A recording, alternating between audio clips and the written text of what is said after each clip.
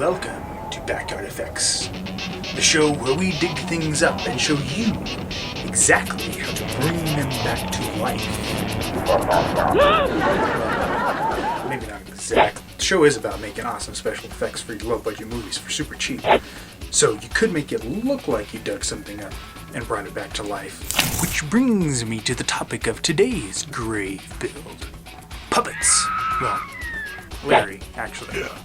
You saw him spin the wheel of prosperity in my last episode. Well, in this special, spooky episode, I'm going to show you exactly what went into making that little monster.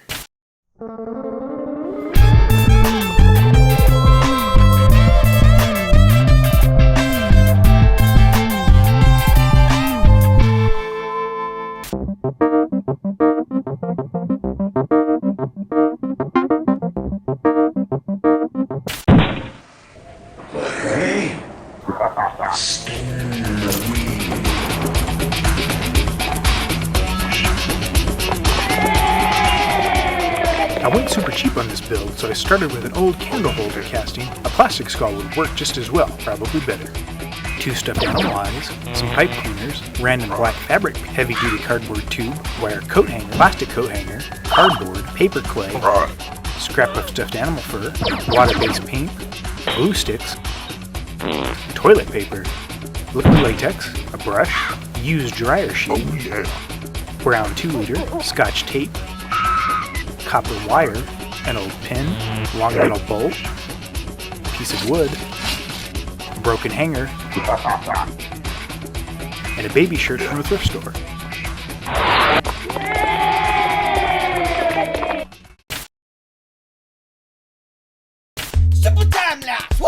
First I had to break off the base of the candle holder and fix my skull up a little bit. Next take the plastic hanger and cut off small sections to use as teeth. Then grind off the rough edges and arrange them. Take a loop of tape and use it to keep the teeth from rolling around while you are hot gluing a wire on.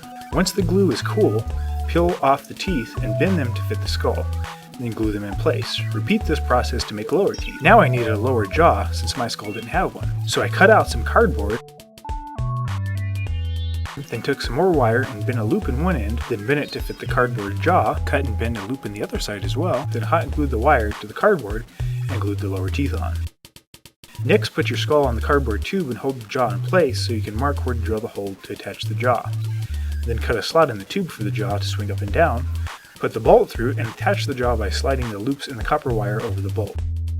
Then take apart an old pin and get the spring out. Drill a hole above the jaw to attach the spring to. Then hot glue a washer around it. Bend a small piece of wire and put it through the spring, then put it through the hole and bend it up and twist the 2 ends of the wire together to secure the spring to the tube. Now drill a hole in the jaw, then attach the jaw to the tube and run another wire through the hole and up through the spring, then bend and twist it the same way you did on top. Now the jaw is held in place by the spring. Next, drill a larger hole in the middle of the piece of wood, then drill 2 holes on top. Cut the heads off 2 small bolts and screw them into the holes. Then measure and drill 2 holes in the back of the tube and attach the wood by putting the nuts on the ends of the bolts inside and hot gluing. Drill a hole in the back of the tube, then thread some fishing line through the jaw and out of the hole. I made a trigger by putting a bolt through a broken hanger, then drilling a hole in the top. Bolt the trigger to the wooden handle and run the fishing line from the back of the tube through the top of the hanger and tie it on the opposite side of the hanger. When you push forward on the trigger, the hanger will move down, pulling the fishing line down and opening the jaw. The spring will pull it closed. Next, glue the skull on the tube, then put some black cloth inside the mouth to cover the spring. I added some clay to the cardboard jaw and filled out the skull a bit more. Now for the hand. Using an anatomical diagram for reference, bend the wire hanger into an arm shape and add some wire fingers. Then hot glue barbecue skewers on for bone. Next, paint some liquid latex on the hand, then wrap the used dryer sheet around and cut off the excess, then paint on more latex.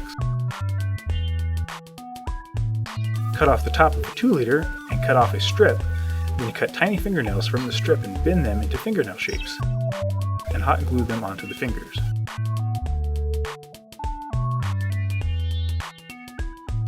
Paint on more latex and add toilet paper for decaying flesh.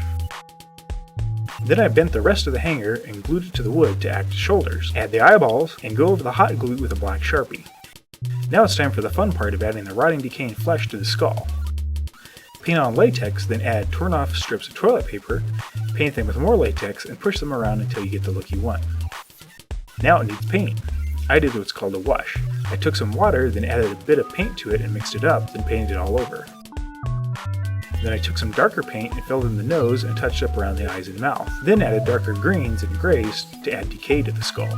Repeat this process on the arm. To finish up, I glued on the stuffed animal fur, twisted some pipe cleaners to reinforce the shoulders, painted another dryer sheet and stapled it on the front, added the puppet shirt, and then made sure Larry could do his job.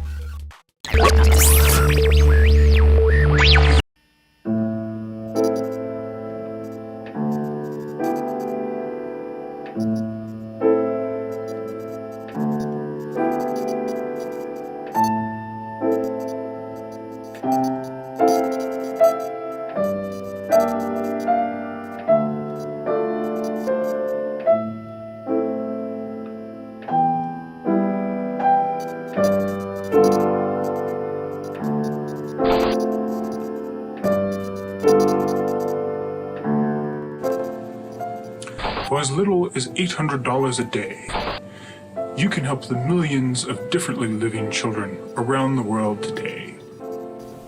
Children like young Lawrence here. Oh yeah.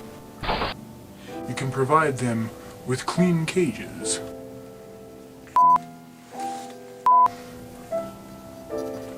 and clean water, and the brains that they require to survive.